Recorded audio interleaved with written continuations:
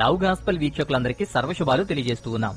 అమెరికాలో Charlie Kirk అనేటువంటి వ్యక్తి బహిరంగ ప్రదేశంలో మాట్లాడుతూ ఉండగా అతన్ని షూట్ చేసి కాల్చి చంపేశారు. అలాంటి వ్యక్తి గురించి ప్రతి నోట ప్రతి మీడియా ప్రపంచవ్యాప్తంగా మాట్లాడుతున్నారు. ముఖ్యంగా క్రైస్తవులు సేవకులు దీని గురించి ఎక్కువగా స్పందిస్తున్నారు. లేటెస్ట్ గా చార్లీ కిర్క్ ని అటాక్ చేసి షూట్ చేసి చంపినటువంటి ఆ వ్యక్తిని కూడా పట్టుకున్నారు. అతను కూడా దొరికాడు. ఆ హంతకుడు కూడా ఏం చెప్తున్నాడో కూడా ఈ వీడియోలో మనం పరిశీలిద్దాం. అయితే కొందరు అనుకుంటున్నట్టు చార్లీ కిర్క్ ఒక సేవకుడు కాదు, ఒక పాస్టర్ కాదు. అది గుర్తుపెట్టుకోండి, ఆయన పాస్టర్ కాదు. అతను ఒక రాజకీయవేత్త, రాజకీయ కార్యకర్త. అంతేకాదు టర్నింగ్ పాయింట్ యుఎస్ఏ అనేటువంటి దానికి వ్యవస్థాపకుడు, సీఈఓ. చాలా మంది సేవకుడు, పాస్టర్ అని అనుకుంటున్నారు, కానీ కాదు. ఆయన చర్చెస్ లో గాని మీటింగ్స్ లో గాని ప్రసంగించిన విధానాలు ఏమీ లేవు. కాకుంటే ఆయన వ్యక్తిగత జీవితంలో దేవుణ్ణి, వాక్యాన్ని బలంగా నమ్మి బలంగా ప్రకటించేవాడు. ఆయన అనేకమైన డిబేట్లు చేశాడు. అనేకమైన వర్తమానాల్లో కూడా ఎక్కువగా ఆత్మీయ విషయాలను కూడా లేవనెత్తేవాడు. ఎదురుగా ప్రశ్నలు అడిగేవారు.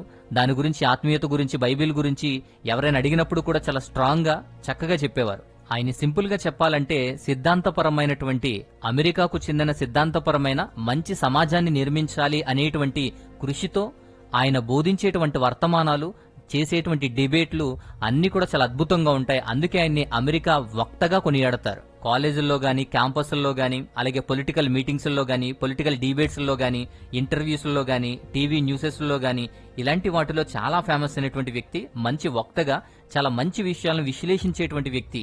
ప్రూవ్ మీ రాంగ్ అనేటువంటి ఒక ప్రోగ్రామ్స్ ను కూడా చాలా సక్సెస్ చేసినటువంటి వ్యక్తి. అక్కడ కూడా దేవుని యొక్క విశ్వాసాన్ని, క్రైస్తవుల విశ్వాసాన్ని చక్కగా నొక్కి చెప్పేవాడు. దేవుని విశ్వాసాన్ని, అతనికి దేవుని పట్ల ఉన్న క్రైస్తవ విశ్వాసం గురించి ఆ విషయాలతో కూడా కలిపి చర్చించేవాడు. We as Christians have hope that we are going to see our loved ones again, and that we will be in heaven, and that we will be in perfect peace, and that this is not it. We are seeing Gen Z go back to church in record numbers. We are seeing a Christian revival that should. అంతేకాదు ఇతర వ్యవస్థలతో, తప్పుడు సిద్ధాంతాలతో సమాజాన్ని, క్రైస్తవ్యాన్ని పాడు చేయాలనుకునే కొన్ని సంస్థల గురించి వాదించేవాడు, విభేదించేవాడు. ముఖ్యంగా మోర్మనిజం గురించి, క్రైస్తవానికి మోర్మనిజానికి తేడా అనేటువంటి విషయాల్లో ఈయన డిబేట్ చేసేవాడు. We were a loving God who allows us to be here on this planet to do His will here on earth. I want a revival of Christianity in this country. I want people to give their life to Jesus in huge numbers. We're serious about saving this country. అయితే సమాజ నిర్మాణం పట్ల, America యొక్క culture పట్ల, America యొక్క సిద్ధాంతపరమైనటువంటి అభివృద్ధి పట్ల ఆయన ఎక్కువగా ప్రసంగాలు చేస్తూ ఉంటాడు. చార్లీ కిర్క్ క్రిస్టియన్ నేషనలిజం అని చెప్పి మన కల్చర్ కి గాని, అమెరికా సిద్ధాంతాలకు గాని ఖచ్చితంగా ఆత్మీయత, బైబిల్, దేవుడు కూడా ఖచ్చితంగా అవసరం అని చెప్పి వాదిస్తాడు. అలాగే రాజకీయం వేరు, క్రైస్తవ్యం వేరులా కాకుండా రాజకీయాన్ని నడిపించే దైవిక శక్తిగా ఉండాలని, అంతేకాకుండా ఈ క్రిస్టియానిటీ అనేది రాజకీయాల్లో కూడా చేర్చాలి అని చెప్పి ఒత్తిడి చేసేవాడు. అలాగే ప్రకటించేవాడు. ఎందుకంటే బాధ్యత, నిబద్ధత వచ్చి దేవుని శక్తి మేరకు రాజ్య పరిపాలన జరుగుతుందని నమ్మి ఆయన ఇలాంటి సిద్ధాంతాలను ఎక్కువగా బోధిస్తూ ఉండేవాడు. Of where that inheritance came from, the Word of God, and our true citizenship, which is in heaven. Why is Christianity true? Well, first, let's just test the 10 Commandments. If you follow the 10 Commandments, your life will be objectively better and your society will be objectively better. అంతేకాదు Charlie Kirk ఒక Protestant Christian అయినప్పటికీ క్యాథలిక్లతో కూడా debates లో, చర్చల్లో పాల్గొనేవాడు. Charlie Kirk లేఖనాలు బాగా తెలిసినవాడు. లోతైన జ్ఞానం కలిగి వాక్యాన్ని, సత్యాన్ని తెలియచేయాలి అని చెప్పి ఉద్వేగభరితమైనటువంటి ప్రేరణ కలిగి ఉండేవాడు. దేవుణ్ణి మాత్రమే కేంద్రీకృతం చేసేటువంటి మార్గం గురించే చర్చించేవాడు. అలా వ్యక్తిగతంగా కూడా ఆయన స్పష్టంగా తెలియచేసేవాడు. యేసుక్రీస్తు లేకుండా నేను శూన్యం, నేనొక సిన్నర్ని, నేను దేవుని మహిమను పొందలేకపోతున్నాను, దూరంగా ఉంటున్నాను అని చెప్పి ఇలా ఆయన గురించి కూడా చాలా స్ట్రాంగ్ గా, విశ్వాసపూరితంగా చెప్పుకునేవాడు. My belief is that when a country becomes less religious, more secular, something fills that void, and that void right now is leftism. తన విశ్వాసాన్ని చాలా స్ట్రాంగ్ గా నమ్మేవాడు. తన విశ్వాసాన్ని చాలా స్ట్రాంగ్ గా, కాన్ఫిడెంట్ గా ప్రకటించేవాడు. సమాజ నిర్మాణం కోసం ఆయన అనేకమైన సిద్ధాంతాల ద్వారా ఈ అమెరికా కల్చర్ ని దేవుని వైపు నడిపించడానికి కృషి చేసినటువంటి వ్యక్తి. కాకపోతే ఆయన రాజకీయ నాయకుడు, పొలిటికల్ పర్సన్, రిపబ్లికన్ పార్టీకి అఫీషియల్ కార్యకర్త కూడా. అంతేకాదు ట్రంప్ కి మంచి స్నేహితుడు కూడా. ఆయన రాజకీయ ఎన్నికల భాగంలో కూడా ఈయన పనిచేసిన విధానాలు కూడా మనం చూడొచ్చు. అంతేకాదు ట్రంప్ కి మంచి సపోర్ట్ చేసేటువంటి వ్యక్తి. ముఖ్యంగా చెప్పాలంటే సమాజ శ్రేయస్సును బాగుపరచడం కోసం అమెరికన్ కల్చరల్ కార్యకర్తగా ఉన్నాడు. సో టర్నింగ్ పాయింట్ యుఎస్ఏ అనేటువంటి దానికి వ్యవస్థాపకుడిగా, సీఈఓగా ఇప్పుడు పనిచేస్తున్నాడు. ఈయనంటే చాలా మందికి ఇష్టం, చాలా మంది ఫాలో అవుతారు. ఆయనకున్న ఫాలోవర్స్ కూడా చాలా ఎక్కువ. అంతేకాదు ఈయన బోధించే విషయాలు గాని, ఈయన మాట్లాడేటువంటి డిబేట్స్ గాని, ఇలాంటివన్నీ చాలా మంది ఇంట్రెస్ట్ చూపిస్తారు. ఆయన అంత నీట్ గా, అంత ప్రెజెంటేషన్ ని మంచి జ్ఞానంతో అందజేస్తాడు.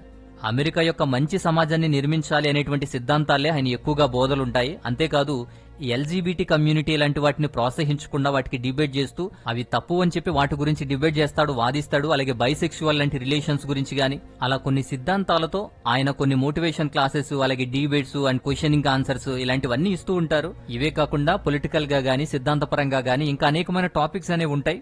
బట్ అవన్నీ మనం ఇప్పుడు మాట్లాడుకోవాల్సిన అవసరం కూడా లేదు. అయితే చనిపోయినప్పుడు మాట్లాడుతున్న అంశం కూడా గన్స్ గురించి, గన్స్ వాడేటువంటి విధానం గురించి, ఆయన కొన్ని సపోర్ట్ చేస్తూ మాట్లాడే మాటల కోసం అని చెప్పి మాట్లాడుతూ ఉండగానే గన్తో షూట్ చేయబడి మరణించాడు. 2025 సెప్టెంబర్ 10వ తారీఖున Charlie Kirk American comeback tour అని చెప్పి ఒక ప్రోగ్రాం కండక్ట్ చేశాడు. ఓరెంలో ఉన్నటువంటి ఊతా వ్యాలీ యూనివర్సిటీలో ఒక మంచి బహిరంగ చర్చా కార్యక్రమం జరుగుతుంటే దాదాపు 3,000 మంది అటెండ్ అయ్యారు.